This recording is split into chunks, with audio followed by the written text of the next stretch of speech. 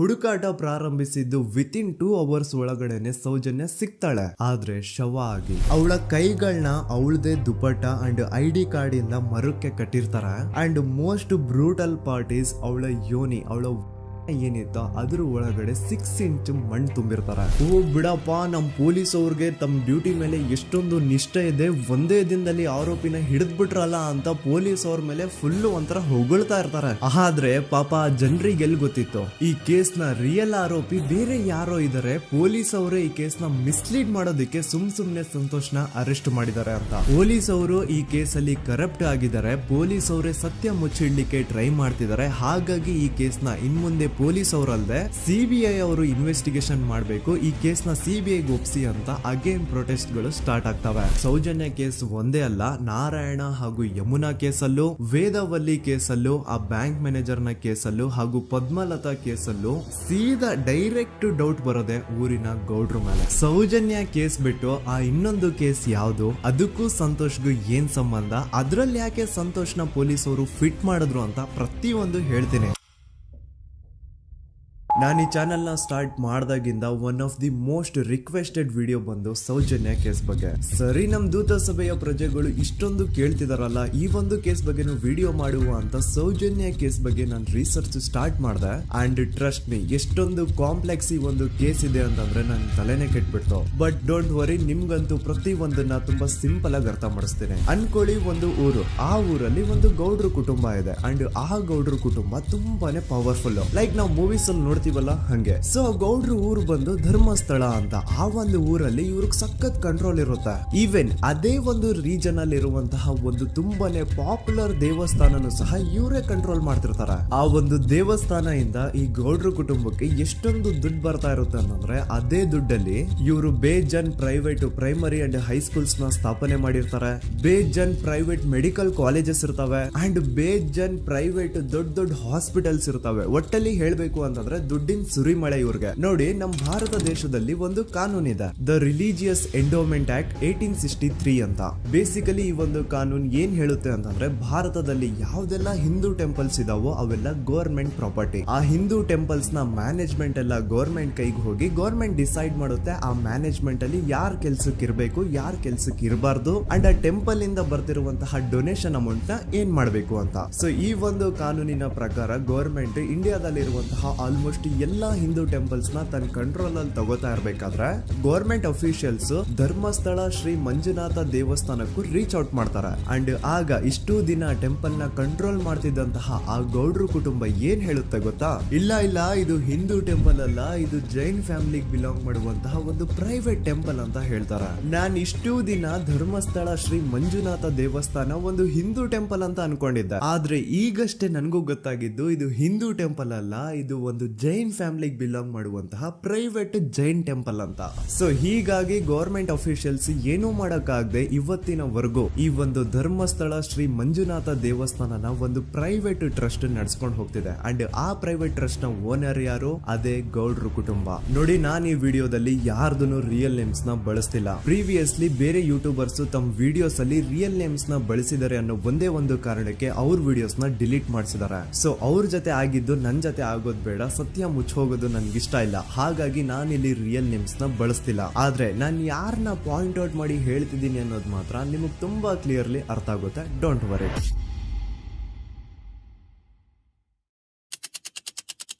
ದಿನಾಂಕ 9/10/2012. A very normal day for everyone except Soujanya.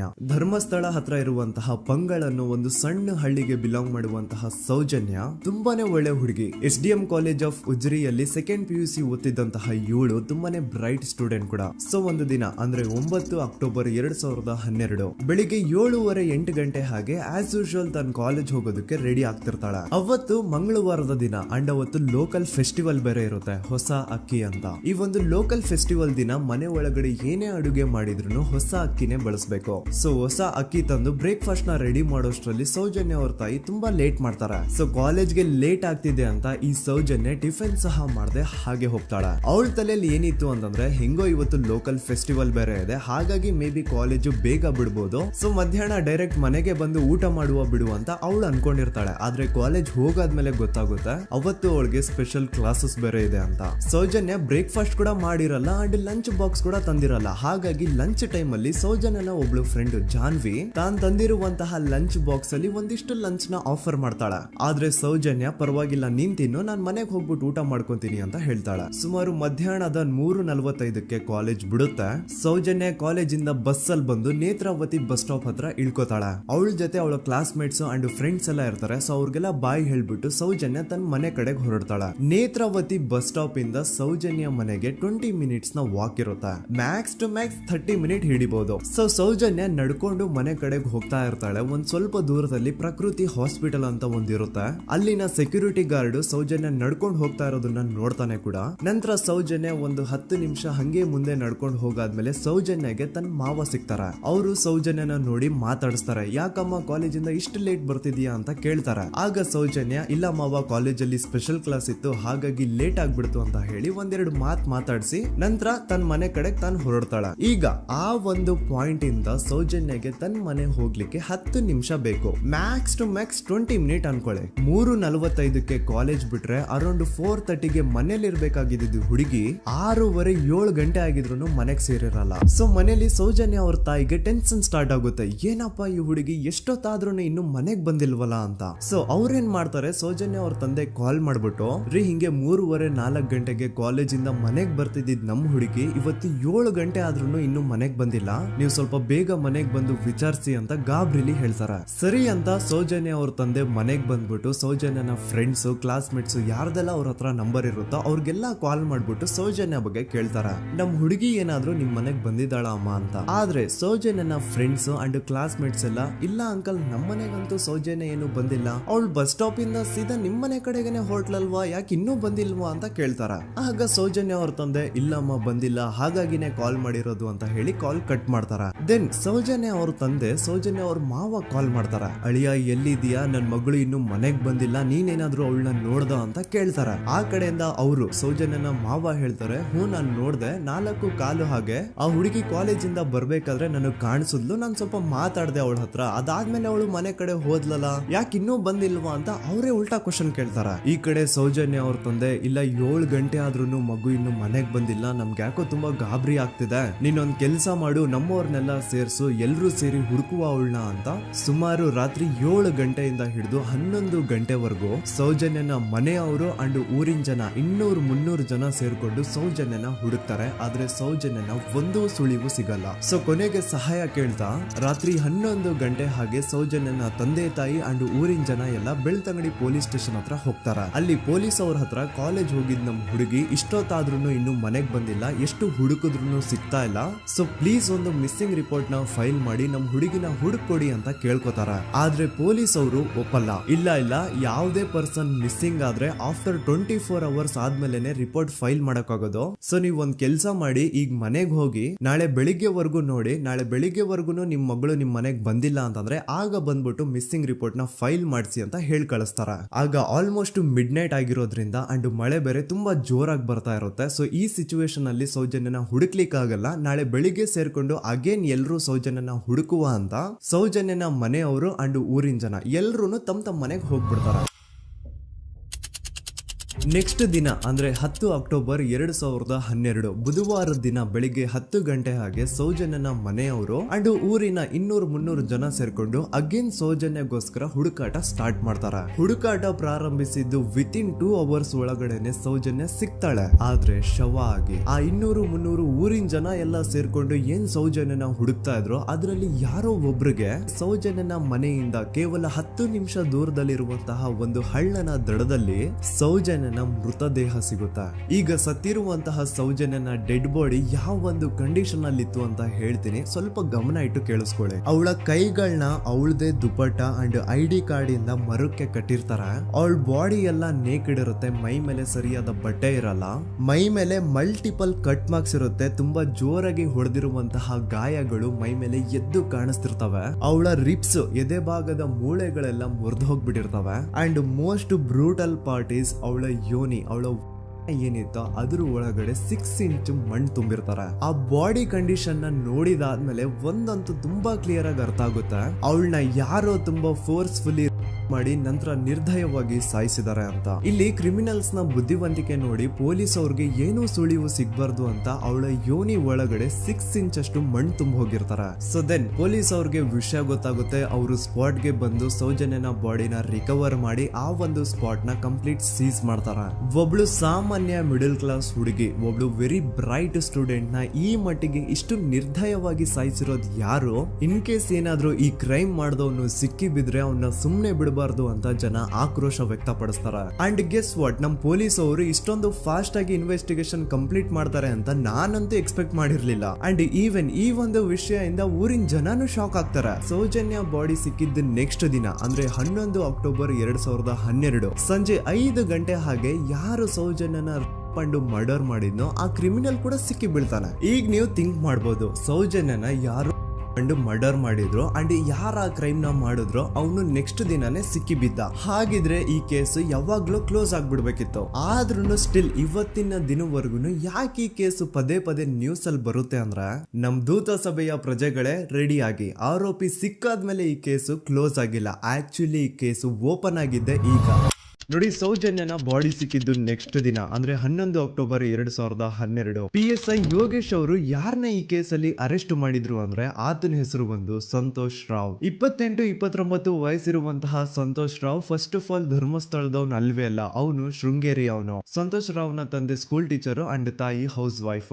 Santosh ಮೊದ್ಲಿಂದನೂ ಒಂದ್ ಸ್ವಲ್ಪ ಮೆಂಟಲಿ ಇಲ್ಲಿರೋದ್ರಿಂದ ಅವನಿಗೆ ವಿದ್ಯೆ ಬರಹ ಅನ್ನೋದು ತಲೆಗೆ ಹೋಗಿರಲ್ಲ. ಹಾಗಾಗಿ ಅವನು ಶೃಂಗೇರಿಯಲ್ಲಿ ಒಂದು ಹೋಟೆಲ್ ಅಲ್ಲಿ ಕೆಲಸ ಮಾಡ್ತಿರ್ತಾನೆ. ಮೆಂಟಲಿ ಅನ್ಸ್ಟೇಬಲ್ ಇದ್ರೂ ಸಹ ಈತನಿಗೆ ದೇವ್ರ ಮೇಲೆ ಬಹಳ ನಂಬಿಕೆ ಇರುತ್ತೆ. ಹಾಗಾಗಿ ತಿಂಗಳಿಗೆ ಒಮ್ಮೆ ಆದ್ರೂ, ಅಟ್ಲೀಸ್ಟ್ 2 ತಿಂಗಳಿಗೆ ಒಮ್ಮೆ ಆದ್ರೂ ಈತ ಯಾವ್ದಾದ್ರು ಒಂದು ಪುಣ್ಯಕ್ಷೇತ್ರಕ್ಕೆ ವಿಸಿಟ್ ಮಾಡಿ ಬರ್ತಿರ್ತಾನೆ. ಹಾಗೇನೆ ಈ ಸತಿನೂ ಸಹ ಈತ ಧರ್ಮಸ್ಥಳಕ್ಕೆ ಬಂದಿರ್ತಾನೆ. ಇವನು ಧರ್ಮಸ್ಥಳಕ್ಕೆ ಬಂದಿದ್ದು ದಿನಾಂಕ 9 ಅಕ್ಟೋಬರ್ 2012. ಈ ದಿನಾಂಕನ ಸ್ವಲ್ಪ ನೋಟ್ ಮಾಡಿ ಇಟ್ಕೊಳ್ಳಿ, ಯಾಕಂತಂದ್ರೆ ಮುಂದೆ ಈ ಕೇಸಲ್ಲಿ ಇದೇ ಮೇಜರ್ ಟರ್ನಿಂಗ್ ಪಾಯಿಂಟ್. ಸೊ ಸೌಜನ್ಯನ ಡೆತ್ ಆಗಿಂತ ಒಂದು ದಿನ ಹಿಂದೆ ಧರ್ಮಸ್ಥಳಕ್ಕೆ ಬಂದಿರುವಂತಹ ಸಂತೋಷ್ ರಾವ್ಗೆ ಎಲ್ಲನೂ ಉಳ್ಕೊಳ್ಳಿಕ್ಕೆ ಹೋಟೆಲ್ ಅಲ್ಲಿ ಅಥವಾ ಲಾಡ್ಜ್ ಅಲ್ಲಿ ರೂಮ್ ಸಿಗಲ್ಲ. ರೀಸನ್ ಇಷ್ಟೇ, ಸಂತೋಷ್ ರಾವ್ ನೋಡ್ಲಿಕ್ಕೆ ಸ್ವಲ್ಪ ಮೆಂಟಲಿ ಅನ್ಸ್ಟೇಬಲ್ ಪರ್ಸನ್ ತರ ಇರ್ತಾನೆ. ಅವನ ಅವತಾರ, ಅವನ ವೇಷಭೂಷಣ ಅಷ್ಟು ಸರಿ ಇರಲ್ಲ. ಹಾಗಾಗಿ ಇವನ್ಗೆ ಯಾವುದೇ ಒಂದು ಹೋಟೆಲ್ ಅಲ್ಲಿ ಅಥವಾ ಲಾಡ್ಜ್ ಅಲ್ಲಿ ಎಲ್ಲಿನೂ ರೂಮ್ ಸಿಗಲ್ಲ. ಸೊ ಉಳ್ಕೊಳ್ಳೋಕೆ ಜಾಗ ಸಿಗದೆ ಇವನೇನ್ ಮಾಡ್ತಾನೆ, ಅಲ್ಲೇ ಹತ್ರದಲ್ಲಿರುವಂತಹ ಬಾಹುಬಲಿ ಬೆಟ್ಟಕ್ಕೆ ಹೋಗಿ ಅಲ್ಲಿರುವಂತಹ ಬಾಹುಬಲಿ ಸ್ಟ್ಯಾಚು ಹತ್ರನೇ ಆಶ್ರಯ ತಗೊಳ್ತಾನೆ.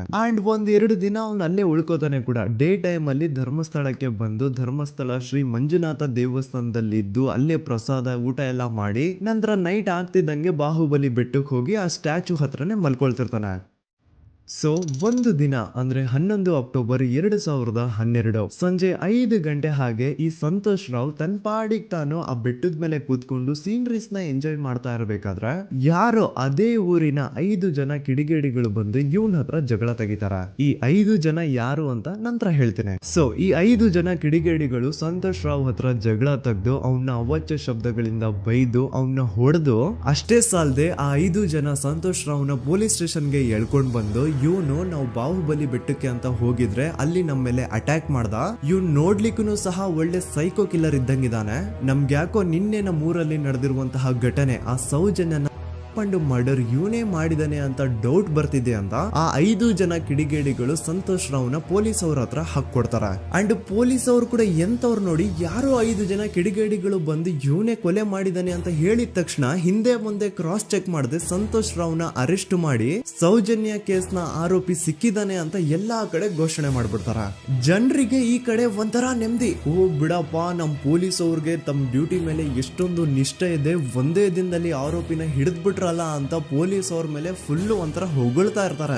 ಆದ್ರೆ ಪಾಪ ಜನರಿಗೆ ಎಲ್ಲಿ ಗೊತ್ತಿತ್ತು ಈ ಕೇಸ್ ನ ರಿಯಲ್ ಆರೋಪಿ ಬೇರೆ ಯಾರೋ ಇದಾರೆ, ಪೊಲೀಸ್ ಅವರೇ ಈ ಕೇಸ್ ನ ಮಿಸ್ಲೀಡ್ ಮಾಡೋದಕ್ಕೆ ಸುಮ್ನೆ ಸಂತೋಷ್ ನ ಅರೆಸ್ಟ್ ಮಾಡಿದ್ದಾರೆ ಅಂತ. ಸೊ ಸಂತೋಷ್ ರಾವ್ ಒಂದು ಹುಡುಗಿಯ ರೇಪ್ ಅಂಡ್ ಮರ್ಡರ್ ಕೇಸ್ ಅಲ್ಲಿ ಅರೆಸ್ಟ್ ಆಗಿದ್ದಾನೆ ಅನ್ನೋ ವಿಷಯ ಸಂತೋಷ್ ನ ತಾಯಿಗೆ ಗೊತ್ತಾದಾಗ ಅವ್ರ ಪಾಪ ನೋವಲ್ಲಿ ಕುರ್ಗಿ ಸಾಯ್ತಾರ. ಅಂಡ್ ಇನ್ನು ಅವ್ರ ತಂದೆ ಒಂದು ಕಡೆ ಪಾಪ ಹೆಂಡತಿನ ಕಳ್ಕೊಂಡಿರುವಂತಹ ನೋವು, ಇನ್ನೊಂದು ಕಡೆ ಮಗ ನೋಡಿದ್ರೆ ಯಾವ್ದೋ ಫಾಲ್ಸ್ ಕೇಸ್ ಅಲ್ಲಿ ಅರೆಸ್ಟ್ ಆಗಿದ್ದಾನೆ. ಈ ಕಡೆ ಕೇಸ್ ನ ಇನ್ವೆಸ್ಟಿಗೇಷನ್ ನಡೀತಾ ಇದೆ. ಅಂಡ್ ಇಲ್ಲಿ ನಾನು PSI ಯೋಗೇಶ್ ಅವ್ರ ಬಗ್ಗೆ ಅಂತೂ ಮೆನ್ಷನ್ ಮಾಡ್ಲೇಬೇಕು. ಈ ಪೊಲೀಸ್ ಆಫೀಸರು ಗೊತ್ತಿದ್ದು ಈ ತಪ್ಪನ ಮಾಡಿದ್ರು ಅಥವಾ ಗೊತ್ತಿಲ್ದೇನೆ ಈ ತಪ್ಪನ ಮಾಡಿದ್ರು ನನ್ಗಂತೂ ಗೊತ್ತಿಲ್ಲ.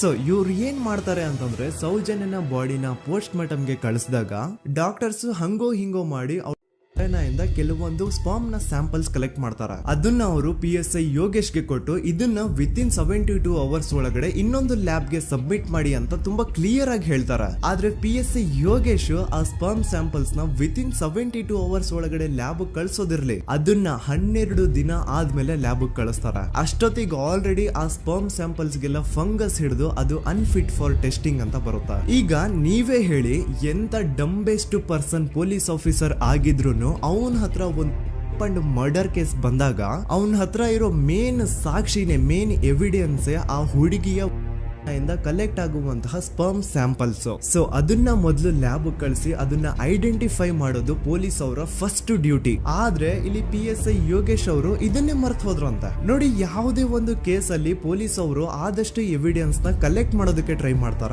ಆದ್ರೆ ಈ ಒಂದು ಕೇಸ್ ಅಲ್ಲಿ ಮಾತ್ರ ಪೊಲೀಸ್ ಅವರು ಎವಿಡೆನ್ಸ್ ನ ಕಲೆಕ್ಟ್ ಮಾಡೋ ಬದಲಾಗಿ ಎವಿಡೆನ್ಸ್ ನ ಡಿಸ್ಟ್ರಾಯ್ ಮಾಡೋದ್ರಲ್ಲಿ ಮುಂದೆ ಇದ್ರು. ಅಷ್ಟೇ ಅಲ್ಲದೆ ಈ ಪೊಲೀಸ್ ಆಫೀಸರ್ ಸೇರ್ಕೊಂಡು ಸಂತೋಷ್ ರಾವ್ಗೆ ಸೆಲ್ ಅಲ್ಲಿ ಎಂತ ಟಾರ್ಚರ್, ಎಂತ ಹಿಂಸೆ ಕೊಡ್ತಾರೆ ಅಂದ್ರೆ ನೆನ್ಸ್ಕೊಂಡ್ರೆ ಮೈ ಜುಮ್ ಅನ್ನುತ್ತಾ. ಹೊಡಿಯೋದು, ಕೆಟ್ಟದಾಗ ಬೈಯೋದು, ಇದೆಲ್ಲ common. Most brutal parties Santosh ರಾವ್ನ ಪ್ಯಾಂಟ್ ಬಿಚ್ಚಿ ಅವನ ಪ್ರೈವೇಟ್ ಪಾರ್ಟ್ ಮೇಲೆ ಬಿಸಿ ಬಿಸಿ ಕುದೀತಾ ಇರುವಂತಹ ನೀರ್ ಚಲ್ತಾರ. ಈ ಕ್ರೈಮ್ ನೀನೇ ಮಾಡಿದ್ಯಾ ಅಂತ ಒಪ್ಕೋ, ಇಲ್ಲ ಅಂತಂದ್ರೆ ನಿನ್ನ ಸೆಲ್ ಒಳಗಡೆನೆ ಸಾಯಿಸ್ಬಿಡ್ತೀವಿ, ನಿನ್ನ ತಂದೆ ತಾಯಿ ಎಲ್ರು ಸಾಯಿಸ್ಬಿಡ್ತೀವಿ ಅಂತ ಬ್ಲಾಕ್ ಮೇಲ್ ಮಾಡ್ತಾರ. ನೋಡಿ, ಸಂತೋಷ್ ರಾವ್ ಜಾಗದಲ್ಲಿ ನನ್ನಂತ ನಿಮ್ಮಂತ ನಾರ್ಮಲ್ ಪರ್ಸನ್ ಯಾರಾದ್ರೂ ಇದ್ದಿದ್ರೆ ಪೊಲೀಸ್ ಅವರು ಕೊಡ್ತಿರುವಂತಹ ಹಿಂಸೆನ ತಡ್ಕೊಳಕ್ಕಾಗದೆ ಆ ಕ್ರೈಮ್ ಮಾಡಿಲ್ಲ ಅಂದ್ರೂ ಮಾಡಿದೀನಿ ಅಂತ ಒಪ್ಕೊಬಿಡ್ತಾ ಇದ್ವಿ. ಆದ್ರೆ ಸಂತೋಷ್ ರಾವ್ ಮೆಂಟಲಿ ಇಲ್ಲಿರೋದೇ ಅವನ್ಗೆ ಅಡ್ವಾಂಟೇಜ್ ಆಗೋಯ್ತು. ಪೊಲೀಸ್ಗಳು ಸಂತೋಷ್ ರಾವ್ಗೆ ಎಷ್ಟೇ ಹೊಡೆದ್ರು, ಎಷ್ಟೇ ಬೈದ್ರು, ಎಷ್ಟೇ ಬ್ಲಾಕ್ ಮೇಲ್ ಮಾಡಿದ್ರು ಸಂತೋಷ್ ರಾವ್ ಬಾಯಲ್ಲಿ ನಾನ್ ಈ ಕ್ರೈಮ್ ನ ಮಾಡಿಲ್ಲ ಅಂತಾನೆ ಬರುತ್ತೆ ಹೊರತು ಆ ಕ್ರೈಮ್ ನ ಅವನು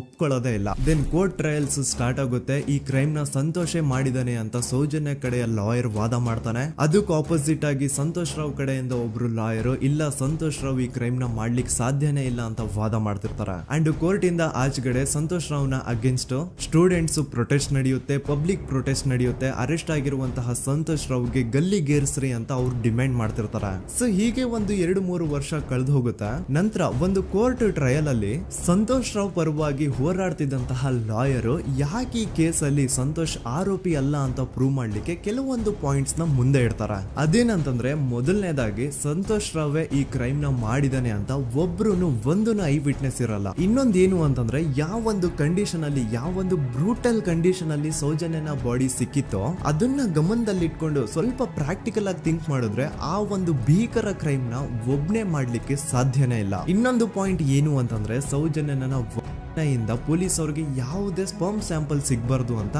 6 ಇಂಚು ಅಷ್ಟು ಮಣ್ಣು ಹಾಕಿರ್ತಾರ. ಸೊ ಈಗ ನೀವೇ ಹೇಳಿ, ಮೆಂಟಲಿ ಇಲ್ಲಿರುವಂತಹ ಪರ್ಸನ್ಗೆ ಇಷ್ಟೊಂದು ಬುದ್ಧಿವಂತಿಕೆ ಇರುತ್ತಾ ಅನ್ಕೊಳ್ಳಿ. ಅಷ್ಟೊಂದು ಬುದ್ಧಿವಂತಿಕೆ ಅವ್ನಿಗಿದ್ರೂನು ಆ ಕ್ರೈಮ್ ಮಾಡಾದ್ಮೇಲೆ ಅವನ ಆ ಊರಿಂದ ಓಡ್ ಹೋಗ್ಬೋದಾಗಿತ್ತು. ಆದ್ರೆ ಮತ್ತ್ಯಾಕೆ ಅವನು ಅದೇ ಊರಲ್ಲೇ ಇರ್ತಾನೆ. ಅಂಡ್ ಸೌಜನ್ಯ ಕೊನೆಯದಾಗಿ ಪ್ರಕೃತಿ ಹಾಸ್ಪಿಟಲ್ ಮುಂದ್ಗಡೆಯಿಂದ ನಡ್ಕೊಂಡು ಹೋಗ್ತಾ ಇರ್ಬೇಕಾದ್ರೆ ಆ ಪ್ರಕೃತಿ ಹಾಸ್ಪಿಟಲ್ ನ ಸೆಕ್ಯೂರಿಟಿ ಗಾರ್ಡ್ ನೋಡ್ತಾನೆ. ಅಂಡ್ ಪ್ರಕೃತಿ ಹಾಸ್ಪಿಟಲ್ ನ ಆಚೆಗಡೆ CCTV ಕ್ಯಾಮೆರಾನು ಇರುತ್ತೆ. ಸಡನ್ಲಿ ಆ CCTV ಫುಟೇಜ್ ಕೂಡ ಕಾಣೆ ಆಗ್ಬಿಡುತ್ತಾ. ಇನ್ನೊಂದೇನು ಅಂತಂದ್ರೆ, ಸೌಜನ್ಯ ಮರ್ಡರ್ ಆಗಿದ್ದು ನೆಕ್ಸ್ಟ್ ದಿನಾನೇ ಪೊಲೀಸ್ ಅವರು ಆರೋಪಿನ ಹಿಡಿದ್ರು. ಸೊ ಹಾಗಿದ್ದಾಗ ಆ ಕಲೆಕ್ಟ್ ಮಾಡಿರುವಂತಹ ಸ್ಪರ್ಮ್ ಸ್ಯಾಂಪಲ್ಸ್ ನ ಲ್ಯಾಬ್ ಗೆ ಕಳಿಸಿ ಇವನೇ ಆರೋಪಿ ಅಂತ ಕನ್ಫರ್ಮ್ ಮಾಡೋ ಬದಲಾಗಿ ಯಾಕೆ ಪೊಲೀಸ್ ಅವರು ಆ ಸ್ಪರ್ಮ್ ಸ್ಯಾಂಪಲ್ಸ್ ನ ತಮ್ಮ ಹತ್ರನೇ ಇಟ್ಕೊಂಡು 12 ದಿನವರೆಗೂ ಅದಕ್ಕೆ ಫಂಗಸ್ ಹಿಡಿಯೋವರೆಗೂ ಕಾದು ಆಮೇಲೆ ಅದನ್ನ ಲ್ಯಾಬ್ ಕಳಿಸಿದ್ರು. ಅಂಡ್ ಮೇನ್ ಇಂಪಾರ್ಟೆಂಟ್ ಆಗಿ ಸಂತೋಷ್ ರಾವ್ಗೆ ಒಂದು ಗುಪ್ತ ರೋಗ ಇರುತ್ತೆ, ಅದೇ ಫಿಮೋಸಿಸ್ ಅಂತ. ಈ ಕಾಯಿಲೆ ಏನು ಅಂತ ನಾನು ಈ ವಿಡಿಯೋದಲ್ಲಿ ಡೀಟೇಲ್ಡ್ ಆಗಿ ಎಕ್ಸ್ಪ್ಲೈನ್ ಮಾಡ್ಲಿಕ್ಕೆ ಆಗಲ್ಲ. ಜಸ್ಟ್ ತಿಳ್ಕೊಳ್ಳಿ,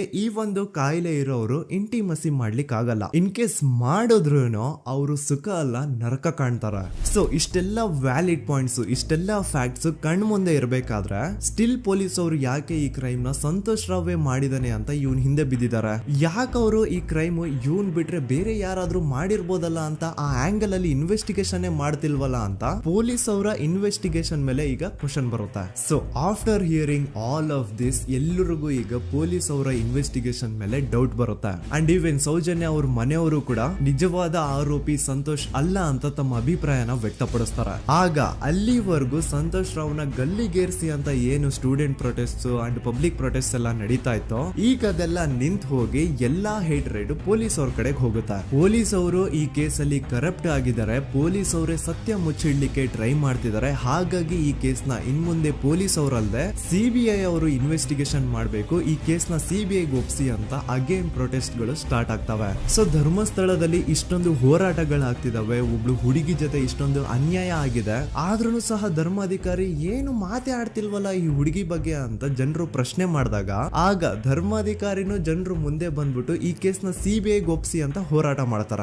ನಂತರ ಈ ಒಂದು ಕೇಸು ಪೊಲೀಸ್ ಅವರಿಂದ ಸಿಬಿಐ ಕೈಗೆ ಹೋಗುತ್ತೆ. ಸಿಬಿಐ ಕೈಗೆ ಹೋಗಿದ ತಕ್ಷಣ ಇಲ್ಲೇನು ಸತ್ಯ ಹೊರಗೆ ಬಂದಿಲ್ಲ. ಆ ಸಿಬಿಐ ಅವರು 3-4 ವರ್ಷ ಟೈಮ್ ತಗೊಂಡು ಮತ್ತೆ ಈ ಒಂದು ಕೇಸ್ ನ ರೀ ಇನ್ವೆಸ್ಟಿಗೇಷನ್ ಮಾಡ್ತಾರ.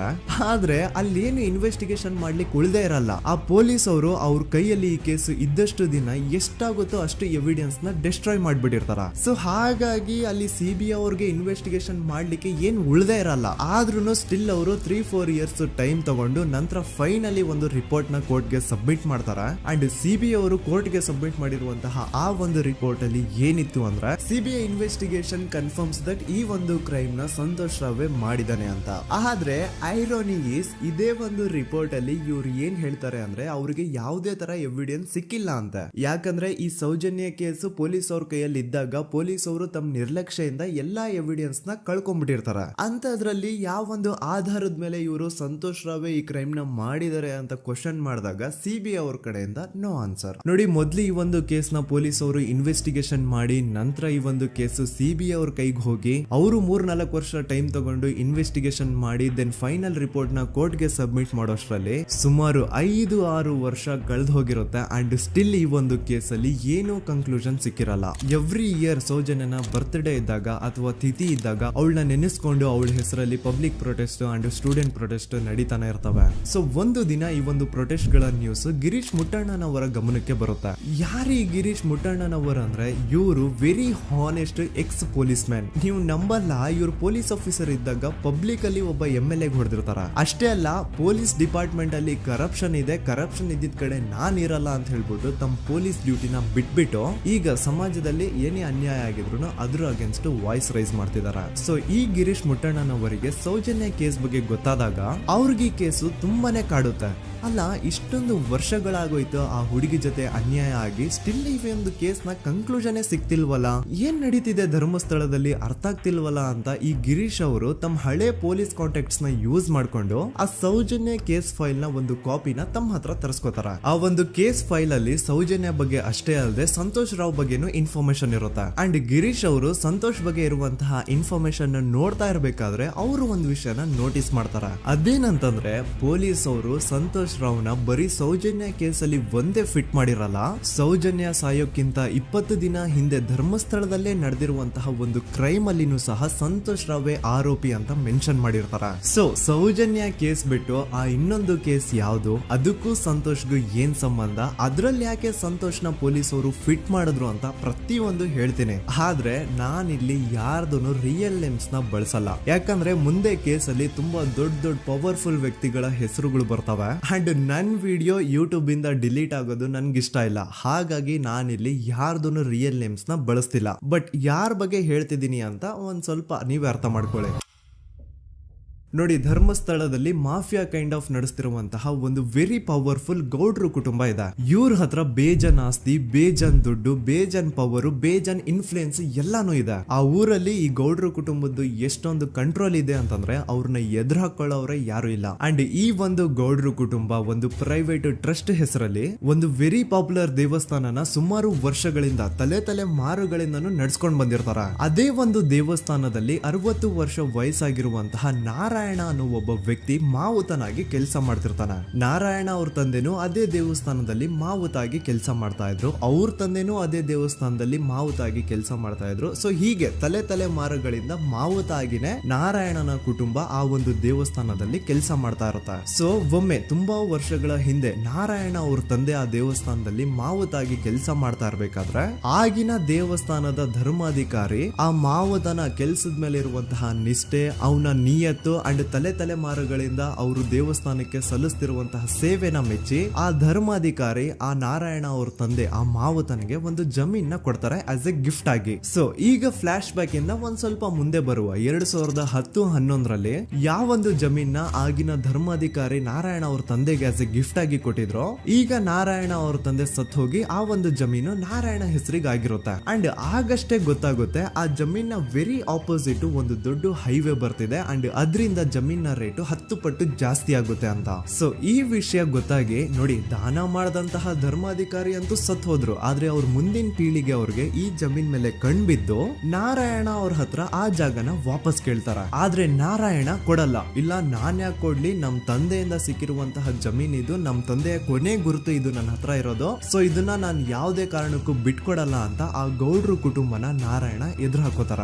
ಆಗ ಗೌಡ್ರು ಕುಟುಂಬದವ್ರಿಗೆ ಕೋಪ ಬಂದು ಅವ್ರೇನ್ ಮಾಡ್ತಾರೆ ಅಂದ್ರೆ ನಾರಾಯಣ ಮನೆಗೆ ನೀರಿನ ಸಪ್ಲೈ ಇರುತ್ತಲ್ವಾ ಅದನ್ನ ಬಂದ್ ಮಾಡ್ತಾರ, ಎಲೆಕ್ಟ್ರಿಸಿಟಿ ಸಪ್ಲೈನು ಕಟ್ ಆಫ್ ಮಾಡ್ತಾರ, ಊರಲ್ಲಿರುವಂತಹ ಎಲ್ಲಾ ಚರಂಡಿಗಳನ್ನ ಕ್ಲೀನ್ ಮಾಡಿ ಆ ಕಸ ಏನಿರುತ್ತೋ ಅದನ್ನ ತಂದು ನಾರಾಯಣ ಮನೆ ಮುಂದೆ ಹಾಕ್ತಾರ. ಇಷ್ಟೇ ಅಲ್ಲ, ನಾರಾಯಣ ಅವ್ರ ಹೆಂಡತಿ ಮಕ್ಕಳು ಎಲ್ಲಾದ್ರೂ ಆಚೆ ಹೋಗ್ತಾ ಬರ್ತಾ ಇದ್ರೆ ಅವ್ರನ್ನ ಕೆಟ್ಟದಾಗ ಬೈಯೋದು, ಹೊಡ್ಕೊಳ್ಳೋದು, ಬಡ್ಕೊಳ್ಳೋದೆಲ್ಲ ಮಾಡ್ತಿರ್ತಾರ. ಇಷ್ಟೆಲ್ಲ ಆಗ್ತಾ ಇದ್ರು ಸ್ಟಿಲ್ ನಾರಾಯಣ ಮಾತ್ರ ಆ ಜಾಗನ ಬಿಟ್ಕೊಡಲ್ಲ. ಆ ಜಾಗದ್ಗೋಸ್ಕರ ನೀನ್ ಬೇಕಿದ್ರೆ ಇದನ್ನೆಲ್ಲ ಸಹಿಸ್ಕೊಂಡಿರಪ್ಪ, ನಮ್ ಕೈಲಂತೂ ಆಗಲ್ಲ ಅಂತ ನಾರಾಯಣನ ಹೆಂಡತಿ ಮಕ್ಕಳು ಅವನ್ನ ಬಿಟ್ಟು ಬೇರೆ ಊರಿಗೆ ಹೋಗ್ಬಿಡ್ತಾರ. ಈಗ ಮನೆಯಲ್ಲಿ ನಾರಾಯಣ ಅಂಡ್ 45 ವರ್ಷ ವಯಸ್ಸಿರುವಂತಹ ನಾರಾಯಣ ಅವ್ರ ತಂಗಿ ಯಮುನಾ ಅವ್ರು ಮಾತ್ರ ಇಬ್ರೇ ಇರ್ತಾ ಇದ್ರು. ಸೊ ಒಂದೊಳ್ಳೆ ಅವಕಾಶ ನೋಡ್ಕೊಂಡು 21 ಸೆಪ್ಟೆಂಬರ್ 2012 ಮನೆಯಲ್ಲಿ ನಾರಾಯಣ ಹಾಗೂ ಯಮುನಾ ಇರ್ಬೇಕಾದ್ರೆ ಯಾರೋ ಮನೆ ಒಳಗಡೆ ನುಗ್ಗಿ ನಾರಾಯಣನ್ಗೆ ಹೊಡೆದು ಯಮುನಾಗೂ ಸಹ ಹೊಡೆದು ನಂತರ ಅವಳು ಮಾಡಿ ದೆನ್ ನಾರಾಯಣ ಹಾಗೂ ಯಮುನನ ತಲೆನ ಒಂದು ರುಬ್ಬಗುಂಡಿಂದ ಚಚ್ಚಿ ಸಾಯಿಸ್ಬಿಡ್ತಾರ. ಈ ಕೊಲೆ ಆಗಿದ್ದು ಕಳ್ಳತನಗೋಸ್ಕರ ಅಂತ ಪೊಲೀಸ್ ಅವರು ತಮ್ಮ ರಿಪೋರ್ಟ್ ಅಲ್ಲಿ ಬರೀತಾರ. ಆದ್ರೆ ಪಾಯಿಂಟ್ ಏನ್ ಗೊತ್ತಾ, ಆ ಮನೇಲಿ ಒಂದ್ ಸ್ವಲ್ಪನೂ ಹಣ ಆಗ್ಲಿ ಅಥವಾ ಬಂಗಾರ ಆಗ್ಲಿ ಕಳ್ಳತನ ಆಗಿರಲ್ಲ. ಕಳ್ಳತನ ಆಗಿರೋದು ಕೇವಲ ಆ ಮೇನ್ ರೋಡ್ ಅಲ್ಲಿ ಇದ್ದಂತಹ ಪ್ರಾಪರ್ಟಿ ಪೇಪರ್ಸ್. ಎಂತ ಕೋಇನ್ಸಿಡೆನ್ಸ್ ನೋಡಿ, ಯಾವ ಒಂದು ಜಮೀನಿನ ಪತ್ರ ನಾರಾಯಣ ಮನೆಯಿಂದ ಕಳ್ಳತನ ಆಗಿದ್ವೋ ಅದೇ ಒಂದು ಜಮೀನಲ್ಲಿ 10 ವರ್ಷ ಆದ ನಂತರ ಒಂದು ದೊಡ್ಡ ಹೋಟೆಲ್ ಸ್ಥಾಪನೆ ಆಗುತ್ತೆ ಅಂಡ್ ಆ ಹೋಟೆಲ್ ನ ಇನಾಗ್ರೇಷನ್ ಗೆ ಚಿಕ್ಕ ಗೌಡ್ರು ಬರ್ತಾರ. ಸೊ ಈಗೇನು ನಾರಾಯಣ ಹಾಗೂ ಯಮುನನ ಕೊಲೆ ಆಗಿದ್ಯೋ ಇದಾಗಿದ್ದು 20 ದಿನ ಆದ್ಮೇಲೆ ಸೌಜನ್ಯ ಜೊತೆ ಅಂತ ನಿರ್ದಯ ಘಟನೆ ಆಗಿದ್ದು. ಸೊ ಪೊಲೀಸ್ ಅವರು ಸೌಜನ್ಯ ಕೇಸಲ್ಲಿ ಸಂತೋಷ್ ರಾವ್ನ ಫಿಟ್ ಮಾಡೋದಲ್ದೆ ಈ ಒಂದು ನಾರಾಯಣ ಹಾಗೂ ಯಮುನಾ ಕೇಸಲ್ಲೂ ಸಹ ಸಂತೋಷ್ ರಾವ್ನೆ ಫಿಟ್ ಮಾಡಿರ್ತಾರ. ಇಲ್ಲಿ ಡೇಟ್ಸ್ ನ ಸ್ವಲ್ಪ ನೆನ್ಪಿಟ್ಕೊಳ್ಳಿ. ನಾರಾಯಣ ಹಾಗೂ ಯಮುನನ ಕೊಲೆ ಆಗಿದ್ದು 21 ಸೆಪ್ಟೆಂಬರ್ 2012 ಅಂಡ್ ಸಂತೋಷ್ ರಾವ್ ಧರ್ಮಸ್ಥಳ ಬಂದಿದ್ದು 9 ಅಕ್ಟೋಬರ್ 2012, 20 ದಿನ ಆದ್ಮೇಲೆ. ಸೊ ನಾರಾಯಣ ಹಾಗೂ ಯಮುನನ ಕೊಲೆ ಆದಾಗ ಊರಲ್ಲೇ ಇಲ್ದೆ ಎಲ್ಲೋ ಶೃಂಗೇರಿಯಲ್ಲಿ ಯಾವುದೋ ಒಂದು ಹೋಟೆಲ್ ಅಲ್ಲಿ ಕೆಲಸ ಮಾಡ್ತಿದ್ದಂತಹ ಸಂತೋಷ್ ರಾವ್ ಹೇಗೆ ಈ ಒಂದು ಕೇಸಲ್ಲಿ ಆರೋಪಿ ಆಗ್ತಾನೆ? ಸೊ ಇದೇ ಒಂದು ಪಾಯಿಂಟ್ ನ ನೋಟಿಸ್ ಮಾಡಿ ಗಿರೀಶ್ ಮುಟ್ಟಣ್ಣನವರು ಧರ್ಮಸ್ಥಳಕ್ಕೆ ಬಂದು ಸಂತೋಷ್ ನ ಲಾಯರ್ ಜೊತೆ ಡಿಸ್ಕಸ್ ಮಾಡ್ತಾರ. ದೆನ್ ಫೈನಲಿ ಏನೋ ತಪ್ಪು ಮಾಡದೆ ಸುಳ್ಳು ಆರೋಪಗಳಿಂದ ಕರಪ್ಟ್ ಪೊಲೀಸ್ ಆಫೀಸರ್ಸ್ ನ ಮಿಸ್ಲೀಡಿಂಗ್ ಇನ್ವೆಸ್ಟಿಗೇಷನ್ ಇಂದ ಸಂತೋಷ್ ರಾವ್ ತನ್ನ ಜೀವನದ 8-10 ವರ್ಷನ ಜೈಲಲ್ಲಿ ಕಳೆದು ಫೈನಲಿ ರಿಲೀಸ್ ಆಗ್ತಾನೆ. ಒಂಥರ ಈ ಕೇಸಿಂದ ಸಂತೋಷ್ ರಾವ್ನ ಇಡೀ ಲೈಫ್ ಸ್ಪಾಯ್ಲ್ ಆಗೋಯ್ತು. ಈಗ ಸಂತೋಷ್ ರಾವ್ ರಿಯಲ್ ಆರೋಪಿ ಅಲ್ಲ ಅಂತ ಕೋರ್ಟ್ ಅಲ್ಲಿ ಪ್ರೂವ್ ಆಯ್ತು. ಹಾಗಿದ್ರೆ ರಿಯಲ್ ಆರೋಪಿ ಯಾರು? ಪೊಲೀಸ್ ಅವರು ಯಾಕೆ ಕೇಸಲ್ಲಿ ಇಷ್ಟೊಂದು ಅನ್ಫೇರ್ ಇನ್ವೆಸ್ಟಿಗೇಷನ್ ಮಾಡಿದ್ರು? ಯಾರ ರಿಯಲ್ ಹೆಸರನ್ನ ಮುಚ್ಚಿಡ್ಲಿಕ್ಕೆ ಪೊಲೀಸ್ ಆಫೀಸರ್ಸ್ ಈ ಒಂದು ಕೇಸಲ್ಲಿ ಸಂತೋಷ್ ರಾವ್ನ ಸಿಗ್ಹಾಕ್ಸಿದ್ರು? ಇದೆಲ್ಲ ಥಿಂಕ್ ಮಾಡ್ತಾ ಹೋದ್ರೆ ನೋಡಿ ಆ ಊರಲ್ಲಿ ಆ ಪೊಲೀಸ್ ಆಫೀಸರ್ಸ್ಗೆ ಲಂಚ ಕೊಡೋಷ್ಟು, ಒಂದು ಪೊಲೀಸ್ ಇನ್ವೆಸ್ಟಿಗೇಷನ್ ನ ಸ್ಟಾಪ್ ಮಾಡೋಷ್ಟು ಅಥವಾ ಆ ಇನ್ವೆಸ್ಟಿಗೇಷನ್ ನ ಮಿಸ್ಲೀಡ್ ಮಾಡೋಷ್ಟು ಇನ್ಫ್ಲುಯೆನ್ಸ್ ಆಗ್ಲಿ, ಪವರ್ ಆಗ್ಲಿ ಅಥವಾ ಮನಿ ಆಗ್ಲಿ ಊರಿನ ಗೌಡ್ರು ಹತ್ರ ಮಾತ್ರ ಇದ್ದಿದ್ದು. ಸೊ ಈಗ ಸಂಶಯದ ಮುಳ್ಳು ಗೌಡ್ರು ಕಡೆ ತಿರುಗುತ್ತಾ ನೋಡಿ. ಪೊಲೀಸ್ ಅವರು ಸುಮ್ನೆ ಸಂತೋಷ್ ರಾವ್ನ ನಾರಾಯಣ ಹಾಗೂ ಯಮುನಾ ಕೇಸಲ್ಲಿ ಫಿಟ್ ಮಾಡಿದ್ರು. ಈಗ ಆ ಒಂದು ಕೊಲೆ ಪ್ರಕರಣಕ್ಕೂ ಸಂತೋಷ್ ರಾವ್ಗೂ ಏನು ಸಂಬಂಧನೇ ಇರ್ಲಿಲ್ಲ. ಹಂಗೆ ಥಿಂಕ್ ಮಾಡಿ ನಾರಾಯಣ ಸತ್ರೆ ಅಥವಾ ಅವನ ತಂಗಿ ಯಮುನಾ ಸತ್ರೆ ಯಾರಿಗ ಅಡ್ವಾಂಟೇಜ್ ಆಗುತ್ತೆ? ಊರಿನ ಗೌಡ್ರಿಗೆ, ಯಾಕಂದ್ರೆ ಅವ್ರಿಗ ಜಮೀನ್ ಸಿಗುತ್ತಾ. ಸೊ ಈಗ ನಾರಾಯಣ ಹಾಗೂ ಯಮುನಾ ಕೇಸಲ್ಲಿ ಸಂತೋಷ್ ರಾವ್ ಆರೋಪಿ ಅಲ್ಲ ಅಂತ ಪ್ರೂವ್ ಆದ್ಮೇಲೆ ಹಾಗಿದ್ರೆ ಆ ಕೊಲೆ ಮಾಡ್ದವ್ರು ಯಾರು ಅಂತ ಹಾಗೆ ಥಿಂಕ್ ಮಾಡಿದ್ರೆ ಗಿರೀಶ್ ಮುಟ್ಟಣ್ಣನವರಿಗೆ ಆ ಊರಿನ ಗೌಡ್ರ ಮೇಲೆ ಡೌಟ್ ಬರುತ್ತೆ. ಅದೇ ಒಂದು ಡೌಟ್ ಅಲ್ಲಿ ಗಿರೀಶ್ ಮುಟ್ಟಣ್ಣನವರು ಮಹೇಶ್ ತಿಮ್ರೊಡ್ಡಿ ಅಂತ ಇನ್ನೊಬ್ರ ಜೊತೆ ಸೇರ್ಕೊಂಡು ಈ ಹಿಂದೆ ಆ ಒಂದು ಊರಲ್ಲಿ ಆ ಧರ್ಮಸ್ಥಳದಲ್ಲಿ ಈ ಊರಿನ ಗೌಡ್ರು ಯಾವ್ದಾವ್ದೆಲ್ಲ ಕ್ರೈಮ್ಗಳು ಮಾಡಿದಾರೆ ಅಂತ ಊರಿನ ಜನರಿಂದ ತಿಳ್ಕೊತಾರ. ನಂತರ ಆ ಊರಿನ ಜನ ಯಾವ್ದಾವ್ದೆಲ್ಲ ಮ್ಯಾಟರ್ಸ್ ಹೇಳಿದ್ರು ಆ ಕೇಸ್ ಫೈಲ್ಸ್ ನೆಲ್ಲ ತಿರುಗಿಸಿ ಮುರುಗಿಸಿ ನೋಡಿದಾಗ ನೀವು ನಂಬಲ್ಲ, ಸೌಜನ್ಯ ಕೇಸ್ ಏನೇನು ಅಲ್ಲ, ಅದಕ್ಕಿಂತ ಭೀಕರ ಕೊಲೆಗಳು ಧರ್ಮಸ್ಥಳದಲ್ಲಿ ಆಗಿವೆ ಅಂಡ್ ಎಲ್ಲಾ ಕೊಲೆಗಳ ಹಿಂದೆ ಗೌಡ್ರು ಕುಟುಂಬದ್ದೇ ಕೈ ಇದೆ ಅಂತ ಎದ್ದು ಕಾಣಿಸುತ್ತೆ. 1977 ವೇದಾವಲ್ಲಿ ಕೇಸ್. ಧರ್ಮಸ್ಥಳ ಹತ್ತಿರ SDM ಪ್ರೈಮರಿ ಅಂಡ್ ಹೈಸ್ಕೂಲ್ ಅಂತ ಒಂದು ಸ್ಕೂಲ್ ಇರುತ್ತೆ. ಅಂಡ್ ಈ ಒಂದು ಪ್ರೈವೇಟ್ ಸ್ಕೂಲ್ ಬೇರೆ ಯಾರ್ದು ಅಲ್ಲ, ಆ ಗೌಡ್ರು ಕುಟುಂಬದ. ಈ ಸ್ಕೂಲ್ ಅಲ್ಲಿ 1977 ಅಲ್ಲಿ ವೇದಾವಲ್ಲಿ ಅಂತ ಒಬ್ರು ಟೀಚರ್ ವರ್ಕ್ ಮಾಡ್ತಿರ್ತಾರ. ವೇದಾವಲ್ಲಿ ಆ ಟೀಚರ್ ಜಾಬ್ಗೆ ತುಂಬಾನೇ ಓವರ್ ಕ್ವಾಲಿಫೈಡ್. ಅವರ ಕ್ವಾಲಿಫಿಕೇಶನ್ಸ್ ನ ಗಮನದಲ್ಲಿ ಇಟ್ಕೊಂಡ್ರೆ ಅವ್ರಿಗೆ HM ಅಥವಾ ಪ್ರಿನ್ಸಿಪಲ್ ನ ಪೋಸ್ಟ್ ಸಿಗ್ಬೇಕು. ಆದ್ರೂ ಸಹ ವೇದಾವಲ್ಲಿ ಆಸ್ ಎ ಟೀಚರ್ ಆಗಿನೇ ಕೆಲಸ ಮಾಡ್ಕೊಂಡು ಹೋಗ್ತಿರ್ತಾರ. ಒಮ್ಮೆ ಏನಾಗುತ್ತೆ, ಸ್ಕೂಲ್ ಅಲ್ಲಿ ಪ್ರಿನ್ಸಿಪಲ್ ನ ಪೋಸ್ಟ್ ಖಾಲಿ ಆಗುತ್ತೆ ಅಂಡ್ ಆ ಒಂದು ಪೋಸ್ಟ್ ಗೆ ಎಲ್ರು ಏನ್ ಅನ್ಕೊಳ್ತಾರೆ, ವೇದಾವಲ್ಲಿನೇ ಸೆಲೆಕ್ಟ್ ಮಾಡೋದು ಅಂತ. ಆದ್ರೆ ವೇದಾವಲ್ಲಿಯ ಕ್ಯಾಸ್ಟ್ ಬೇರೆ ಇದೆ ಅನ್ನೋ ಒಂದೇ ಒಂದು ಕಾರಣಕ್ಕೆ ಆ ಪ್ರಿನ್ಸಿಪಲ್ ನ ಪೋಸ್ಟ್ ವೇದಾವಲ್ಲಿಗೆ ಸಿಗದೆ ಬೇರೆ ಯಾರನ್ನೋ ತಂದು ಕೂರಿಸ್ಬಿಟ್ಟಿರ್ತಾರ. ಇದ್ರಿಂದ ಟೀಚರ್ ವೇದಾವಲ್ಲಿಗೆ ತುಂಬಾ ಕೋಪ ಬಂದು ಅವ್ರ ಸ್ಕೂಲ್ ಮುಂದೆ ಪ್ರೊಟೆಸ್ಟ್ ಮಾಡೋದ್ ಸ್ಟಾರ್ಟ್ ಮಾಡ್ತಾರ. ಅಂಡ್ ಈ ವಿಷಯ ಸ್ಕೂಲ್ ನ ಓನರ್ಸ್ ಗೆ ಇಷ್ಟ ಆಗಲ್ಲ. ಸೊ ಅವರು ಆ ಕೋಪನ ಹಾಗೆ ಮನ್ಸಲ್ಲಿ ಇಟ್ಕೊಂಡಿರ್ತಾರ. ಒಮ್ಮೆ ಏನಾಗುತ್ತೆ, ಸ್ಕೂಲ್ ರಜೆ ಇರುತ್ತೆ, ವೇದಾವಲ್ಲಿ ಮನೇಲಿ ಇರ್ತಾರ ಅಂಡ್ ಅವ್ರ ಹಸ್ಬೆಂಡ್ ಡಾಕ್ಟರ್ ಅರಳೆ ಅವ್ರಿಗೆ ಯಾವ್ದೋ ಬೇರೆ ಊರಲ್ಲಿ ಒಂದು ಕಾಲೇಜ್ ಅಲ್ಲಿ ಸೆಮಿನಾರ್ ಏನೋ ಇರುತ್ತೆ. ಸೊ ಅವರು ಅಲ್ಲಿಗೆ ಹೋಗಿರ್ತಾರೆ. ಈಗ ಮನೇಲಿ ಇರೋದು ವೇದಾವಲ್ಲಿ ಒಂದೇ. ಇದೇ ಒಂದು ಅವಕಾಶನ ನೋಡ್ಕೊಂಡು ಯಾರೋ ವೇದಾವಲ್ಲಿ ಅವ್ರ ಮನೆಗೆ ನುಗ್ಗಿ ವೇದಾವಲ್ಲಿಗೆ ಹೊಡೆದು ನಂತರ ಅವ್ರನ್ನ ಜೀವಂತವಾಗಿ ಸುಟ್ಬಿಡ್ತಾರ. ಸ್ವಲ್ಪ ಹೊತ್ತು ನಂತರ ರಾತ್ರಿ ಆಗ್ತಿದ್ದಂಗೆ ಡಾಕ್ಟರ್ ಅರಳೆ ಅವರು ಮನೆಗೆ ವಾಪಸ್ ಬರ್ತಾರೆ ಅಂಡ್ ಮನೆ ಒಳಗಡೆ ಬಂದ್ ನೋಡಿದ್ರೆ ವೇದಾವಲ್ಲಿ ಅವರು ಸತ್ ಹೋಗಿ ಅವರ ಬಾಡಿ ಸುಟ್ ಹೋಗಿ ನೆಲದ ಮೇಲೆ ಬಿದ್ದಿದೆ. ಹೆಂಡತಿನ ಕಳ್ಕೊಂಡಿರುವಂತಹ ದುಃಖನ ಸೈಡ್ಗೆ ಇಟ್ಟು ಡಾಕ್ಟರ್ ಅರಳೆ ಅವರು ಮೊದ್ಲು ಪೊಲೀಸ್ ಸ್ಟೇಷನ್ ಹೋಗ್ಬಿಟ್ಟು ನಮ್ ಮನೆಗೆ ನಾನು ಇಲ್ದೇ ಇರುವಂತಹ ಸಮಯನ ನೋಡ್ಕೊಂಡು ಯಾರೋ ಮನೆ ಒಳಗಡೆ ನುಗ್ಗಿ ನನ್ನ ಹೆಂಡತಿನ ಹೊಡೆದು ನಂತರ ಅವಳನ್ನ ತುಂಬಾ ಭೀಕರವಾಗಿ ಸಾಯಿಸಿದರೆ ಅಂತ ಪೊಲೀಸ್ ಅವ್ರಿಗೆ ರಿಪೋರ್ಟ್ ಕೊಡಕ್ ಹೋದ್ರೆ ಅಲ್ಲಿ ಪೊಲೀಸ್ ಅವರು ಉಲ್ಟಾ ಡಾಕ್ಟರ್ ಅರಳೆ ಮೇಲೆನೆ FIR ಬರ್ದು ನೀನೇ ನಿನ್ ಹೆಂಡತಿನ ಸಾಯಿಸಿದ್ಯಾ, ನಾಟಕ ಮಾಡಬೇಡ ಅಂತ ಅವ್ರನ್ನೇ ಅರೆಸ್ಟ್ ಮಾಡ್ಬಿಡ್ತಾರ. ನಂತರ 2-3 ವರ್ಷ ಜೈಲಲ್ಲೇ ಇದ್ದು ಡಾಕ್ಟರ್ ಅರಳೆ ಅವರು ತಮ್ಮ ಫ್ರೆಂಡ್ಸ್ ಅಂಡ್ ಫ್ಯಾಮಿಲಿ ಮೂಲಕ ಎವಿಡೆನ್ಸ್ ನೆಲ್ಲ ಕಲೆಕ್ಟ್ ಮಾಡಿಸಿ ತಾನ ಕೊಲೆನ ಮಾಡಿಲ್ಲ, ತನ್ನ ಹೆಂಡತಿನ ಸಾಯಿಸಿಲ್ಲ ಅಂತ ಕೋರ್ಟ್ ಅಲ್ಲಿ ಪ್ರೂವ್ ಮಾಡ್ಕೊಂಡು ಜೈಲಿಂದ ರಿಲೀಸ್ ಆಗ್ತಾರ. ಸೊ ಈಗ ಡಾಕ್ಟರ್ ಅರಳೆ ಅವರು ಈ ಒಂದು ಕ್ರೈಮ್ ನ ಮಾಡಿಲ್ಲ ಅಂತಂದ್ರೆ ವೇದಾವಲ್ಲಿನ ಅಷ್ಟು ಭೀಕರವಾಗಿ ಸಾಯಿಸಿದವ್ರು ಯಾರು, ಈ ವಿಷಯ ಇವತ್ತಿನವರೆಗೂ ಗೊತ್ತಾಗಿಲ್ಲ. 1986 ಅಲ್ಲಿ ನಡೆದಂತಹ ಪದ್ಮಲತಾ ಕೇಸ್. ಪದ್ಮಲತಾ ಅವ್ರ ತಂದೆ ಕಮ್ಯುನಿಸ್ಟ್ ಪಾರ್ಟಿನ ಲೀಡರ್ ಇರ್ತಾರೆ. ಅವ್ರ ರಿಯಲ್ ನೇಮ್ ಏನು ಅಂತ ನಮಗ್ ಗೊತ್ತಾಗಿಲ್ಲ, ಬಟ್ ಈ ವಿಡಿಯೋದಲ್ಲಿ ಅವ್ರ ಹೆಸರು ಲಕ್ಷ್ಮಣ್ ಅಂತ ಅನ್ಕೊಳ್ಳಿ. ಸೊ ಕಮ್ಯುನಿಸ್ಟ್ ಪಾರ್ಟಿನ ಲೀಡರ್ ಇರುವಂತಹ ಲಕ್ಷ್ಮಣ್ ಅವ್ರಿಗೆ ಊರಲ್ಲಿ ತುಂಬಾನೇ ಸಪೋರ್ಟ್ ಇರುತ್ತೆ. ಊರಿನ ಜನರ ಫೇವ್ರೇಟ್ ಇರ್ತಾರೆ ಇವರು. ಅಂಡ್ ಅದೇ ವರ್ಷ ಅಂದ್ರೆ 1986 ಅಲ್ಲಿ ಪಂಚಾಯತ್ ಎಲೆಕ್ಷನ್ ಬೇರೆ ಇರುತ್ತೆ ಅಂಡ್ ಎಲ್ರಿಗೂ ಗೊತ್ತಿತ್ತು ಲಕ್ಷ್ಮಣೆ ಗೆಲ್ಲೋದು ಅಂತ. ಆ ಪಂಚಾಯತ್ ಎಲೆಕ್ಷನ್ ಅಲ್ಲಿ ಲಕ್ಷ್ಮಣ್ ಆಪೋಸಿಟ್ ಗೌಡ್ರಿಗೆ ತುಂಬಾ ಬೇಕಾಗಿರೋರು ಒಬ್ರು ನಿಂತಿರ್ತಾರ ಅಂಡ್ ಅವ್ರಿಗೂ ಗೊತ್ತಿತ್ತು ಎಲೆಕ್ಷನ್ ಏನಾದ್ರು ಆದ್ರೆ ಲಕ್ಷ್ಮಣ ಎಲೆಕ್ಷನ್ ಅಲ್ಲಿ ಗೆಲ್ಲೋದು ಅಂತ. ಸೊ ಎಲ್ಲಿ ಸೋತೋಗ್ಬಿಡ್ತೀವೋ ಅನ್ನೋ ಭಯಕ್ಕೆ ಆ ಗೌಡ್ರು ಕಡೆ ಅವ್ರು ಏನ್ ಮಾಡ್ತಾರೆ, ಲಕ್ಷ್ಮಣ್ ಅಪ್ರೋಚ್ ಮಾಡಿ ಮುಚ್ಕೊಂಡು ಈ ಪಂಚಾಯತ್ ಎಲೆಕ್ಷನ್ ಅಲ್ಲಿ ನಿನ್ ನಾಮಿನೇಷನ್ ನ ಕ್ಯಾನ್ಸಲ್ ಮಾಡು ಅಂತ ವಾರ್ನಿಂಗ್ ಕೊಡ್ತಾರ. ಆದ್ರೆ ಲಕ್ಷ್ಮಣ್ ಅವರು ಅಂಜದೆ ನೀವ್ ಏನ್ ಮಾಡ್ತಿರೋ ಮಾಡ್ಕೊಳ್ರಿ, ಆದ್ರೆ ನಾನ್ ಮಾತ್ರ ನಾಮಿನೇಷನ್ ನ ಕ್ಯಾನ್ಸಲ್ ಮಾಡಲ್ಲ ಅಂತ ಆ ಗೌಡ್ರು ಕುಟುಂಬನ ಎದುರು ಹಾಕೋತಾರ. ದೆನ್ ಎಂತ ಕೋಇನ್ಸಿಡೆನ್ಸ್ ನೋಡಿ, ನೆಕ್ಸ್ಟ್ ಡೇನೆ ಲಕ್ಷ್ಮಣ್ ಅವ್ರ ಮಗಳು ಪದ್ಮಲತಾ ಕಿಡ್ನಾಪ್ ಆಗ್ತಾಳ. ಸುಮಾರು 56 ದಿನ ಅವಳನ್ನ ಯಾರೋ ಕಿಡ್ನಾಪ್ ಮಾಡ್ತಾರೆ ಅಂಡ್ ಆ 56 ದಿನ ಡೈಲಿ ಅವಳನ್ನ ಶೋಷಣೆ ಕೂಡ ಮಾಡ್ತಾರ. ನಂತರ 56 ದಿನ ಆದ್ಮೇಲೆ ಪದ್ಮಲತನ ಬಾಡಿ ನೇತ್ರಾವತಿ ನದಿಲಿ ತೇಲ್ತಾ ಸಿಗುತ್ತಾ. ಆಸ್ ಎಕ್ಸ್ಪೆಕ್ಟೆಡ್ ಈ ಕೇಸಲ್ಲೂ ಪೊಲೀಸ್ ಅವ್ರ ಕಡೆಯಿಂದ ಪ್ರಾಪರ್ ಇನ್ವೆಸ್ಟಿಗೇಷನ್ ಆಗಲ್ಲ ಅಂಡ್ ಯಾರ್ ಪದ್ಮಲತನ ಕಿಡ್ನಾಪ್ ಮಾಡಿದ್ರು, ಯಾರು ಅವಳನ್ನ 15 ದಿನವರೆಗೂ ಶೋಷಣೆ ಮಾಡಿ ನಂತರ ಅವಳನ್ನ ಅಷ್ಟು ಭೀಕರವಾಗಿ ಸಾಯಿಸಿದ್ರು ಅಂತ ಇವತ್ತಿನ ದಿನದವರೆಗೂ ಗೊತ್ತಾಗಿಲ್ಲ. ಮತ್ತೆ ನಮಗೆ ಗೊತ್ತಾದದು 22ಕ್ಕೆ ಸ್ಕೂಲ್ ಡೇ 56 ದಿನ ಕಳೆದು ಹೊಳೆಯಲ್ಲಿ ಏನೋ ಒಂದು ಕೇಳಿ ಪೊಲೀಸಿನವರು ಬರುವಾಗ ಬಂದು ಹೇಳುವಾಗ ನಮಗೆ ಗೊತ್ತಾದ. ಅವರು ನನ್ನನ್ನು ಕರ್ಕೊಂಡೋಗಿ ಅಲ್ಲಿ ಹೋಗಿದೆ.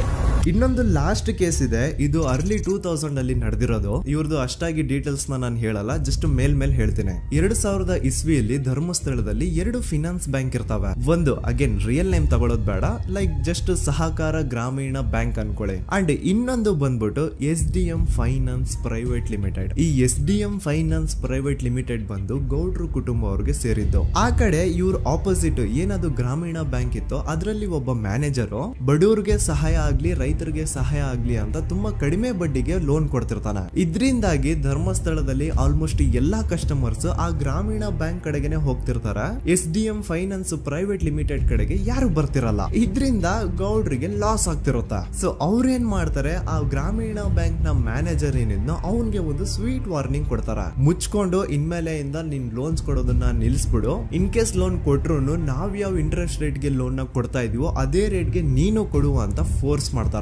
ಆದ್ರೆ ಆ ಗ್ರಾಮೀಣ ಬ್ಯಾಂಕ್ ನ ಮ್ಯಾನೇಜರ್ ಇದ್ಯಾವುದನ್ನು ಕಿವಿಗೆ ಹಾಕೊಳ್ಳಾರ್ದೆ ಅವ್ನ್ ಕೆಲಸ ಅವ್ನ್ ಮಾಡ್ಕೊಂಡು ಹೋಗ್ತಾನ.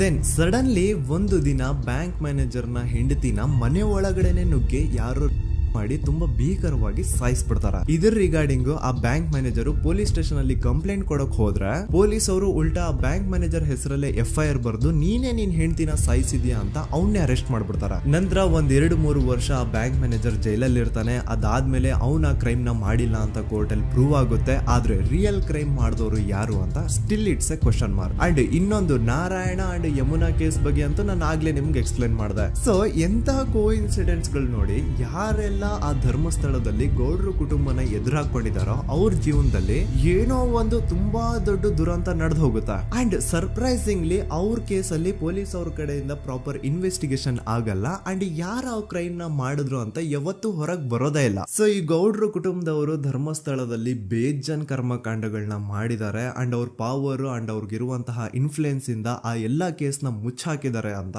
ಮಹೇಶ್ ಹಾಗೂ ಗಿರೀಶ್ ಮುಟ್ಟಣ್ಣನವರ ಹೇಳಿಕೆ ಆಗಿದೆ. ಸೊ ಗೌಡ್ರು ಫ್ಯಾಮಿಲಿನ ಟ್ರ್ಯಾಕ್ ರೆಕಾರ್ಡ್ ನೋಡಿದ್ರೆ ಧರ್ಮಸ್ಥಳದಲ್ಲಿ ಒಂದು ಹುಡುಗಿನ ರೇಪ್ ಅಂಡ್ ಮರ್ಡರ್ ಮಾಡಿ ದೆನ್ ಪೊಲೀಸ್ ಅವ್ರಿಗೆ ಲಂಚ ಕೊಟ್ಟು ಇನ್ವೆಸ್ಟಿಗೇಷನ್ ನ ಮಿಸ್ಲೀಡ್ ಮಾಡೋಷ್ಟು ಪವರ್ ಇನ್ಫ್ಲೂಯೆನ್ಸ್ ಈ ಗೌಡ್ರು ಕುಟುಂಬಕ್ಕೆ ಮಾತ್ರ ಇರೋದು. ಈಗ ಸಂತೋಷ್ ರಾವ್ ಅಂತೂ ಸೌಜನ್ಯ ಕೇಸಲ್ಲಿ ಆರೋಪಿ ಅಲ್ಲ ಅಂತ ಪ್ರೂವ್ ಆಯ್ತು. ಹಾಗಿದ್ರೆ ರಿಯಲ್ ಆರೋಪಿ ಯಾರು? ನೆನಪು ಮಾಡ್ಕೊಳ್ಳಿ, 11 ಅಕ್ಟೋಬರ್ 2012 ಸಂಜೆ 5 ಗಂಟೆ ಹಾಗೆ ಬಾಹುಬಲಿ ಬೆಟ್ಟದಲ್ಲಿ ಸಂತೋಷ್ ರಾವ್ ತನ್ನ ಪಾಡಿಗೆ ತಾನು ಸೀನರೀಸ್ ನ ಎಂಜಾಯ್ ಮಾಡ್ಕೊಂಡು ಸುಮ್ನೆ ಕೂತಿರ್ಬೇಕಾದ್ರೆ ಅವನ ಹತ್ರ 5 ಜನ ಕಿಡಿಗೇಡಿಗಳು ಬಂದು ಜಗಳ ತೆಗಿತಾರ. ಆ 5 ಜನ ಕಿಡಿಗೇಡಿಗಳು ಯಾರು ಅಂತ ನಾನು ಇಲ್ಲಿವರೆಗೂ ನಿಮ್ಗೆ ಹೇಳಿಲ್ಲ. ಸೊ ಅವರು ಬೇರೆ ಯಾರು ಅಲ್ಲ, ಚಿಕ್ಕ ಗೌಡ್ರು ಮಗ ನಿಶಾಂತ್ ಜೈನ್ ನ ವೆರಿ ಕ್ಲೋಸ್ ಫ್ರೆಂಡ್ಸ್. ಅವ್ರು ದಣಿ ಮಾಡಿರುವಂತಹ ಕ್ರೈಮ್ ಅಲ್ಲಿ ಬೇರೆ ಯಾರನ್ನಾದ್ರೂ ಸಿಗಿಸ್ಬೇಕಲ್ಲ ಅಂತ ಇವ್ರು ಬಕ್ರ ಹುಡುಕ್ತಾ ಇರ್ಬೇಕಾದ್ರೆ ಆಗ ಇವ್ರಿಗೆ ಸಿಗೋದೆ ಸಂತೋಷ್ ರಾವ್. ಅಗೇನ್ ಇನ್ನೊಂದು ಎಂತ ಕೋಇನ್ಸಿಡೆನ್ಸ್ ನೋಡಿ, ಸಂತೋಷ್ ರಾವ್ ಸೌಜನ್ಯ ಕೇಸಲ್ಲಿ ಅರೆಸ್ಟ್ ಆದ ನಂತರ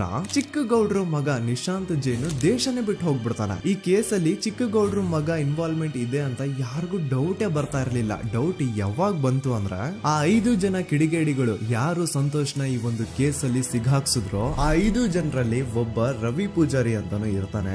ಅವನ್ಗೆ ತಾನು ತಪ್ಪು ಮಾಡಿದೀನಿ ಅಂತ ಗಿಲ್ಟ್ ಕಾಡುತ್ತೋ ಅಥವಾ ಬೇರೆ ಏನೋ ಗೊತ್ತಿಲ್ಲ. ಆದ್ರೆ ಅವನೇ ಸ್ವತಃ ಪೊಲೀಸ್ ಅವ್ರ ಹತ್ರ ಹೋಗ್ಬಿಟ್ಟು ಸೌಜನ್ಯ ಕೇಸಲ್ಲಿ ನಿಜವಾದ ಆರೋಪಿ ಸಂತೋಷ್ ಅಲ್ಲ ಕಂಡ್ರು, ಅವನ್ನ ಸುಮ್ನೆ ಸಿಗಾಕ್ಸಿರೋದಷ್ಟೇ. ನಿಜವಾದ ಆರೋಪಿಗಳು ಚಿಕ್ಕ ಗೌಡ್ರು ಮಗ ನಿಶಾಂತ್ ಜೈನ್ ಅಂಡ್ ಅವನ್ ಫ್ರೆಂಡ್ಸ್ ಸೂರಜ್, ಕಿರಣ್ ಅಂಡ್ ಕಣ್ಮಣಿ ಅಂತ. ಈ ಎಲ್ಲಾ ವಿಷಯನ ರವಿ ಪೂಜಾರಿ ಪೊಲೀಸ್ ಅವ್ರಿಗೆ ತಿಳಿಸ್ತಾನೆ. ಅಗೇನ್ ಎಂತ ಒಂದು ಕೋಇನ್ಸಿಡೆನ್ಸ್ ನೋಡಿ, ಈ ವಿಷಯಗಳನ್ನ ಊರಿನ ಜನರು ಮುಂದೆ ಹೇಳಿದಂತಹ ರವಿ ಪೂಜಾರಿ ಆಕಸ್ಮಿಕವಾಗಿ ಸತ್ ಹೋಗ್ಬಿಡ್ತಾನೆ. ಇವನು ಹೇಳಿದ್ದು ನಿಜ ಅಂತ ಜನರಿಗೆ ಯಾವಾಗ ಕನ್ಫರ್ಮ್ ಆಗುತ್ತೆ ಅಂದ್ರೆ ಸೌಜನ್ಯಗೆ ತುಂಬಾ ಹತ್ರವಾದವ್ರು ಒಬ್ರು ಯಶೋಧ ಅನ್ನೋರು ಕೋರ್ಟ್ ಅಲ್ಲಿ ಬಂದ್ಬಿಟ್ಟು ಸೌಜನ್ಯ ಕೊಲೆ ಆಗಿದ್ದ ದಿನ ಆ ಒಂದು ಸ್ಪಾಟ್ ಅಲ್ಲಿ ನಾನು ಈ 3 ಜನರನ್ನ ನೋಡಿದ್ದೆ ಅಂತ ಸಾಕ್ಷಿ ಹೇಳ್ತಾರೆ. ಈಗ ಎಲ್ಲಾ ಡಾಟ್ಸ್ ನ ಕನೆಕ್ಟ್ ಮಾಡ್ತಾ ಹೋದ್ರೆ ಸೌಜನ್ಯ ಕೇಸ್ ಒಂದೇ ಅಲ್ಲ, ನಾರಾಯಣ ಹಾಗೂ ಯಮುನಾ ಕೇಸಲ್ಲೂ, ವೇದವಲ್ಲಿ ಕೇಸಲ್ಲೂ, ಆ ಬ್ಯಾಂಕ್ ಮ್ಯಾನೇಜರ್ ನ ಕೇಸಲ್ಲೂ ಹಾಗೂ ಪದ್ಮಲತಾ ಕೇಸಲ್ಲೂ ಸೀದಾ ಡೈರೆಕ್ಟ್ ಡೌಟ್ ಬರೋದೆ ಊರಿನ ಗೌಡ್ರ ಮೇಲೆ. I really want to appreciate Kudla rampage YouTube channel, third eye YouTube channel, Girish ಮುಟ್ಟಣ್ಣನವರು ಸರ್ ಹಾಗೂ ಮಹೇಶ್ ಅವರು ಅಂಡ್ ಆಲ್ ಅದರ್ಸ್. ಇವರ ಕಾನ್ಸ್ಟೆಂಟ್ ಎಫರ್ಟ್ಸ್ ಇಂದಾನೆ ಸತ್ಯ ಏನಂತ 1 by 1 ಹೊರಗೆ ಬರ್ತಿದೆ. And they are trying their level best to catch real criminals. At present Soujanya case ಬಗ್ಗೆ ಅಪ್ಡೇಟ್ ಏನು ಅಂತಂದ್ರೆ ಹೈಕೋರ್ಟ್ ವರೆಗೂ ಈ ಒಂದು ಕೇಸ್ ಹೋಗಿದೆ. ಅಂಡ್ ಈ ಕೇಸ್ ಅಲ್ಲಿ ಈಗ ಇನ್ನೊಮ್ಮೆ ಮತ್ತೆ ಫ್ರೆಶ್ ಆಗಿ ರೀಇನ್ವೆಸ್ಟಿಗೇಷನ್ ಸ್ಟಾರ್ಟ್ ಆಗಬೇಕು ಅಂತ ಹೋರಾಟ ನಡೀತಿದೆ. ಸುದೂತ ಪ್ರಜೆಗಳೇ, ಇದಾಗಿತ್ತು ಸೌಜನ್ಯ ಕೇಸ್ ಬಗ್ಗೆ ನಮ್ಮ ಒಂದು ಡೀಟೇಲ್ಡ್ ವಿಡಿಯೋ. ಈ ವಿಡಿಯೋದಲ್ಲಿ ನನ್ನಿಂದ ಎಲ್ಲಾದ್ರೂ ಏನಾದ್ರೂ ಚಿಕ್ಕ ಪುಟ್ಟ ಇನ್ಫಾರ್ಮೇಶನ್ ಮಿಸ್ ಆಗಿದ್ರೆ ಅಥವಾ ಮಿಸ್ಟೇಕ್ ಆಗಿದ್ರೆ ಅದನ್ನ ದಯವಿಟ್ಟು ಕಮೆಂಟ್ ಸೆಕ್ಷನ್ ಅಲ್ಲಿ ಹೈಲೈಟ್ ಮಾಡಿ. ಈ ವಿಡಿಯೋ ಯಾವಾಗ ಯೂಟ್ಯೂಬ್ ಇಂದ ಡಿಲೀಟ್ ಆಗುತ್ತೋ ನನ್ಗಂತೂ ಗೊತ್ತಿಲ್ಲ. ಸೊ ಪ್ಲೀಸ್ ಆದಷ್ಟು ಬೇಗ ಇದನ್ನ ಎಲ್ಲಾ ಕಡೆ ಶೇರ್ ಮಾಡಿ. ಓಕೆ ಪ್ರಜೆಗಳೇ, ಇವತ್ತಿಗಿಷ್ಟು ಸಾಕು ಅನ್ಕೊಳ್ತೀನಿ. ನಾನು ನಿಮ್ಮ ದೂತ ಸಮೀರ್ MD. ಮತ್ತೆ ಸಿಗ್ತೀನಿ ನೆಕ್ಸ್ಟ್ ವಿಡಿಯೋದಲ್ಲಿ.